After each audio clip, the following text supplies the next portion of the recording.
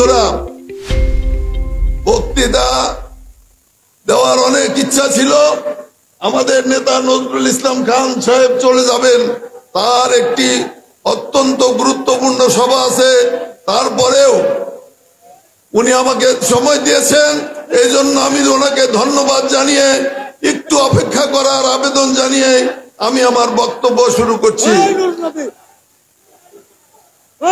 এই স্লোগান বন্ধ করেন, এই নূর নবী স্লোগান বন্ধ করো, স্লোগান বন্ধ করো। প্রিয় বন্ধুরা আমার, আমি প্রথমে এই কৃতজ্ঞতা প্রকাশ করছি আমাদের সৃষ্টিকর্তা পরম করুণাময় আল্লাহ তাআলার প্রতি, যিনি আমাকে কারাগার থেকে মুক্ত করেছেন, যার জন্য আমি মুক্ত হয়েছি।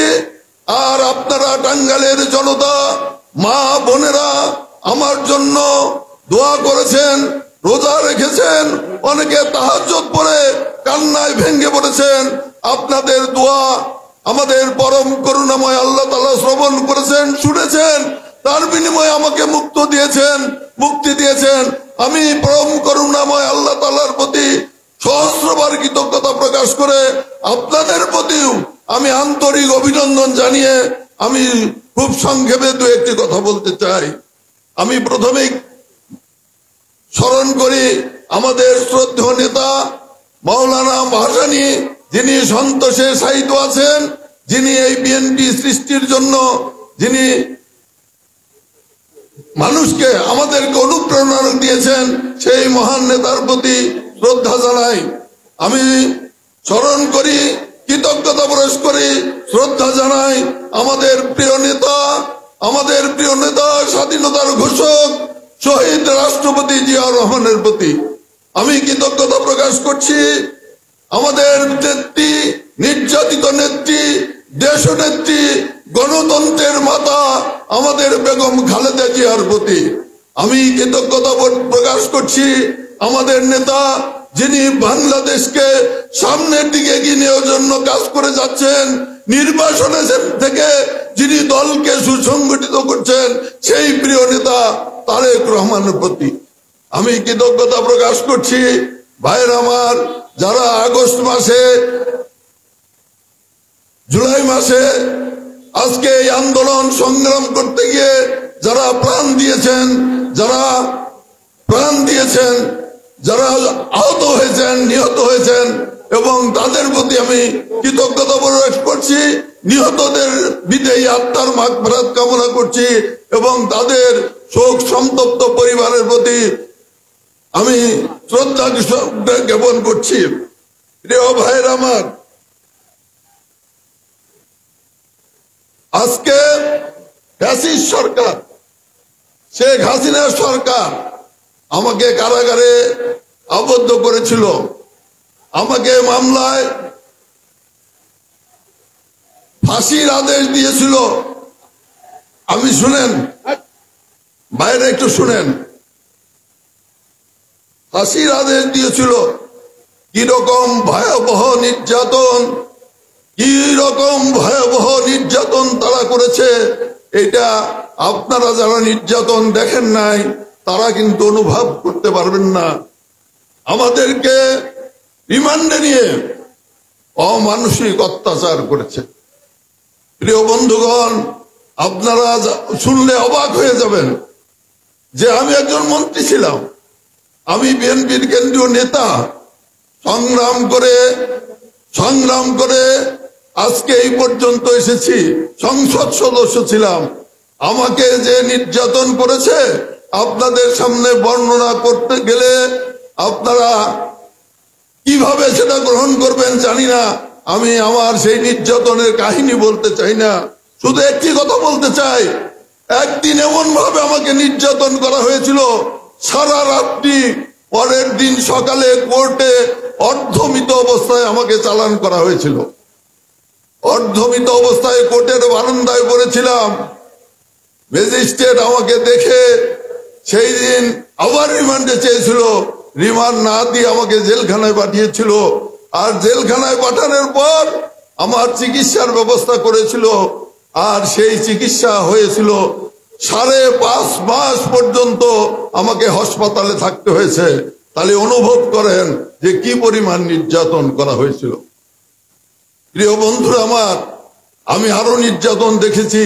আমি যখন হাসপাতালে ভর্তি, আমি অনেক মানুষকে দেখেছি হাসপাতালে এসেছে 3 দিন 4 দিন থাকার পর তারা মৃত্যুবরণ করেছে। আপনারা কল্পনা করতে পারেন যে ড্রিল মেশিন দিয়ে আমরা কাঠ ছিদ্র করি, সেই ড্রিল মেশিন দিয়ে মানুষের হাঁটুকে ছিদ্র করে দিয়েছে, মানুষের পিঠকে ছিদ্র করে দিয়েছে, এবং তারা হাসপাতালে কাতরাতে কাতরাতে মৃত্যুবরণ করেছে। তাহলে উপলব্ধি করতে পারেন কি ফ্যাসিস্ট সরকার ছিল।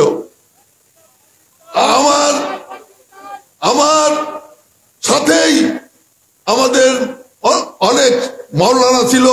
মাওলানা সালাম এই 21 আগস্ট গ্রেনেড হামলার সময় তিনি পাসপোর্ট নিয়ে পাকিস্তানে ছিলেন, এখানে ছিলেন না। এখানে ছিলেন আব্দুল হাই সাহেব, আমাদের সাথে ছিলেন। তিনিও সেই আরব দেশে, তার পাসপোর্ট ছিল, আরব দেশে তিনি ইমামতি করছেন। মাওলানা তাহের সাহেব আরব দেশে ইমামতি করেছেন। এমন ভাবে তাদেরকে অত্যাচার করা হয়েছে যে জেলখানায় তারা মৃত্যুবরণ করেছে। তারা আমার চেয়ে অনেক বয়সে ছোট ছিল। প্রিয় বন্ধুগণ, যখন আমাদেরকে 1918 সালে ফাঁসি দেওয়া হইল, ফাঁসির আদেশ দেওয়া হইল, সেই ফাঁসির আদেশ দেওয়ার পরে কন্ডেম সেলে আমাদেরকে রাখা হয়েছিল। কন্ডেম সেল সম্পর্কে আপনাদের ধারণা আছে কিনা জানি না।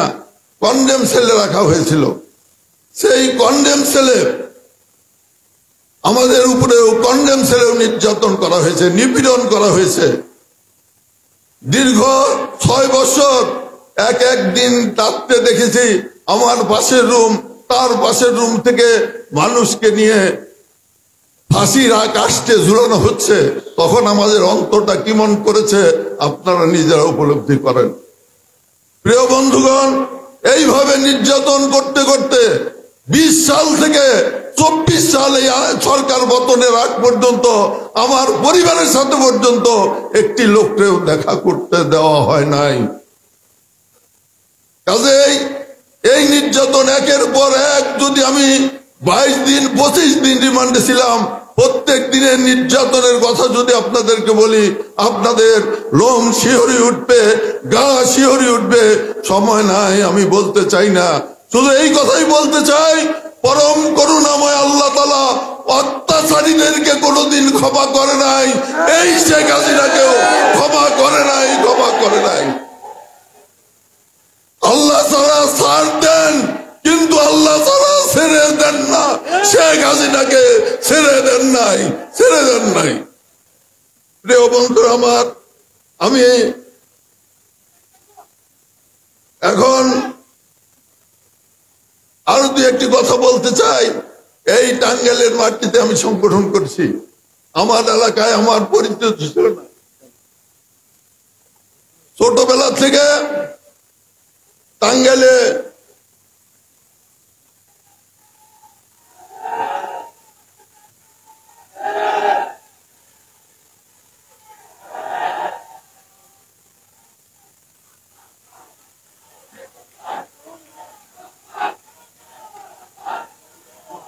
আমি একটি কথা বলতে চাই। এই টাঙ্গাইলের একটু দেরি করেন, একটু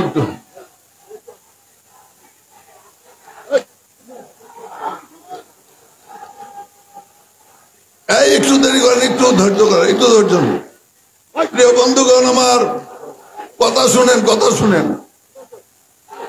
এই টাঙ্গাইলের অলিগলি, এই টাঙ্গাইলের প্রত্যেক পাড়ায়, আকুর দিঘিলিয়া, ব্যাপারী পাড়া, থানা পাড়া, বিশেষ বেদকা সহ যে সমস্ত পাড়া আছে, প্রত্যেকটি পাড়া ছিল আমার রাজনৈতিক ঘাঁটি।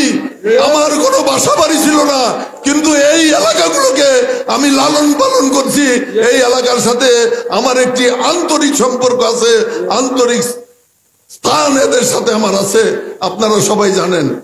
সেই টাঙ্গাইলে রাজনীতি করতে গিয়ে আমি টাঙ্গাইলে থাকা অবস্থায় এমপি হয়েছিলাম। 1974 সাল থেকে আমি ওকালতি করি। প্রিয় বন্ধুগণ, আমি দেখেছি যে দেশ স্বাধীন হওয়ার পরে এই টাঙ্গাইলে কত হিন্দু মানুষের বাড়ি ছিল। কথাটি বলতে চাই একটি কারণে, আজকে ইন্ডিয়ান মিডিয়া আমার বিরুদ্ধে অপপ্রচার চালায়, আপনার দিল্লি CNN আমার বিরুদ্ধে অপপ্রচার চালায়। এই কারণে কথাটি উপস্থাপন করতে চাই, টাঙ্গাইলে যত হিন্দুদের বাড়ি ছিল সব আওয়ামী লীগ দখল করেছে। এক এক যদি বলতে পারি, মান্নান সাহেব, শামসুর রহমান খান সাহেব শুরু করে যতগুলো বাড়ি দেখেন হিন্দু আওয়ামী লীগ দখল করেছে। রেণু চৌধুরীর আপনারা সকলেই চিনেন, উনি আমাকে একটা বাড়ি অফার করেছিল, আমাকে দেওয়ার জন্য, উনি অত্যন্ত স্নেহ করতেন, আমাকে নেওয়ার জন্য বলেছে। আমার টাঙ্গাইল শহরে থাকার কোনো জায়গা নাই, তবু আমি হিন্দুদের বাড়ি নেই নাই এবং দখল করি নাই। আপনাদের কাছে বলতে চাই, যখনই কালীবাড়িতে বা কোনো জায়গায় কোন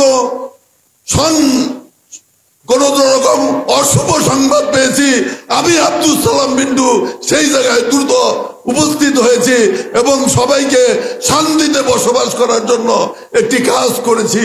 আপনারা সেটা সকলেই জানেন।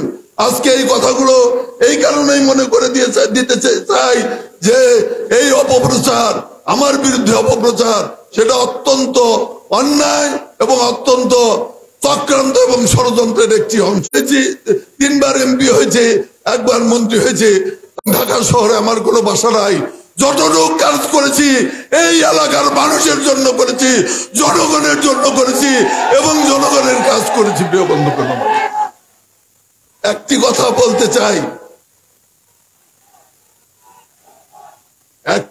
বলতে চাই, ভাইয়ের আমার, অনেকেই অনেক কথা বলেন, অনেক পরিবারের কথা বলেন। এই কথাটি আমি বলতে চাই এই কারণে, আমি MP ছিলাম, আমার এই বাসায় আমার ছোট ভাইটুকু ছিল, আমার ছোট ভাই তোফা থাকতো, আমার আরো ছোট ভাইরা থাকতো, আমার 8 ভাই। এই টাউন প্রাইমারি স্কুলের ছাত্র ছিল, বিন্দুবাসিনী স্কুলের ছাত্র ছিল। কোন সময় বলতে পারবেন সালাম বিন্টু MP ছিল, সালাম বিন্টুর ভাইরা কোন জায়গায় কোনো কাজ করেছে, কোন জায়গায় অত্যাচার করেছে, জুলুম করেছে? করে নাই। এবং আমি বিশ্বাস করি সেই সময়ে, আমি যখন MP ছিলাম, সেই সময়ে আমাদের কোনো ভাইকে কেউ চিনত না। তারা কোনো মানুষের সাথে কোনো বেয়াদবি কোনোদিন করেছে আমার অন্তত পক্ষে জানা নাই। আপনারা জানেন সেটা করেছে কি করে নাই। সেই জন্য এই কথাটি বললাম এই কারণেই যে কারো রক কাটা গিয়েছে, আমার ছোট ভাই বলেছে, কারো আমি হাসপাতালে দেখেছি, আওয়ামী লীগের জেলখানায় দেখেছি, কারো পাও নাই, কারো হাত নাই, গ্রুপে গ্রুপে মারামারি হয়েছে এবং তারা সন্ত্রাসের রাজত্ব কায়েম করেছিল। প্রিয় বন্ধুগণ, বাংলাদেশ জাতীয়তাবাদী দল সন্ত্রাসে বিশ্বাস করে না, শান্তিতে বিশ্বাস করে। তাই বলতে চাই, আমরা যদি আবারও আপনাদের ভালোবাসা নিয়ে, আপনাদের সাথে নিয়ে টাঙ্গাইল জেলাকে সন্ত্রাস মুক্ত, চাঁদাবাজ মুক্ত, মাদক মুক্ত টাঙ্গাইল করে তুলব ইনশাআল্লাহ, ইনশাআল্লাহ। এখানে যেহেতু এই কথাটি আমার কর্মী সবাই ভালো ছিল, তারপরে আমি বলতে চাই, আজকে কিন্তু একটি মিলন মেলায় আপনারা সমবেত হয়েছেন, তাই না? আজকে কিন্তু দলমত নির্বিশেষে এখানে এসেছেন। বাংলাদেশ জাতীয়তাবাদী দলের মধ্যে যে একটু গ্রুপিং ছিল, সেগুলো ভেদাভেদ ভুলে গিয়ে এখানে এসেছেন। তাই আমি বলতে চাই, আগামী দিনে যদি আমার সাথে এই মঞ্চে যারা উপস্থিত আছেন তারা যদি একমত হন, আমি বলতে চাই টাঙ্গাইলে একটি ঐক্যবদ্ধ জাতীয়তাবাদী দল করতে চাই। ঐক্যবদ্ধ জাতীয়তাবাদী দল, যেখানে কোনো ভেদাভেদ থাকবে না, যেখানে কোনো প্রতিহিংসা থাকবে না। আপনারা কি রাজি আছেন ভাইরা? আপনারা রাজি আছেন? প্রিয় বন্ধুরা আমার, আজকে সময় নাই, যেহেতু নজরুল ইসলাম খান সাহেব বক্তৃতা দিবেন, অনেক বক্তৃতা ছিল, তার মধ্যে কয়েকটি কথা বলতে চাই। আমি বলে গেছি, আমার সাথে যারা রাজনীতি করেছেন, জনাব শামসুল হক, জনাব গৌতম চক্রবর্তী, জনাব মনিরুজ্জামান বুলবুল, আজমল হায়দার খান, আজমল হায়দার, রশিদ তালুকদার, আনিসুর রহমান বঙ্গবাসী, সাকাত হোসেন বাদল, মোহাম্মদ আলী, শামসুল হক, বাবুল চৌধুরী, হাবিবুর রহমান খান, খালেদা বান্না, এনামুল করিম শহীদ, আনোয়ারা হাবিব, আশিকা আকবর, আনোয়ার ইসলাম রতন, অ্যাডভোকেট রফিকুল ইসলাম তারা, রফিকুল আলম, আমাদের কেশিয়ার ছিল রফিকুল আলম, গোলাম নুরুন নবী মাস্টার, মুসা চৌধুরী, ব্রিগেডিয়ার ফজলুর রহমান, আমাদের অত্যন্ত স্নেহের Khoka Chowdhury, Zahurul Islam Babu, Abu Hamid Talukdar Garutia, Hamid Abuji, Nurul Islam master, Abdul Jabbar master, Samad chairman, Khorshed Alam master, Alam Mia, Shukur Mia, Atika Haque, সকলের বিধি আত্মার মাগফিরাত কামনা করছি এবং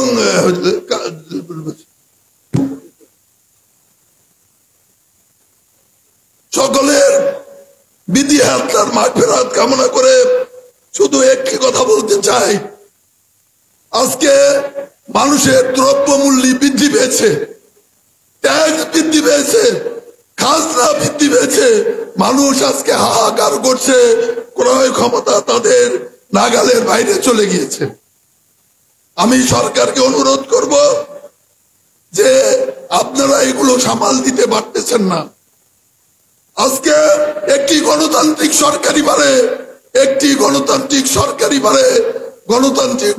সরকারের মধ্য দিয়ে এই দেশের অবস্থার পরিবর্তন করতে পারে। তাই আমি সরকারকে আহ্বান করতে চাই, এই সংবর্ধনা সভার মধ্য দিয়ে কাল ক্ষেপণ না করে অনতিবিলম্বে দ্রুত সংস্কার করে নির্বাচনের রোড ম্যাপ ঘোষণা করেন। আপনারা রাজি আছেন? রাজি আছেন ভাইরা? হাত তুলে দেখান। এই রোড ম্যাপ ঘোষণা করার আহ্বান জানাচ্ছি।